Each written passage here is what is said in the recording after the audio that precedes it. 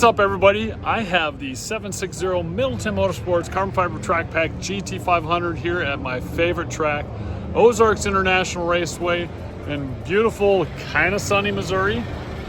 This is with Mustang Club of America, Ponies in the Ozarks. We got a big forum GT500 group that came here. We got a bunch of drivers. We're doing a bunch of our own stuff on the side, fun runs, luncheons, dinners, all sorts. We did our own car show. This is a combination car show and track weekend here at Ozarks. We started out the day with the wet. It was raining.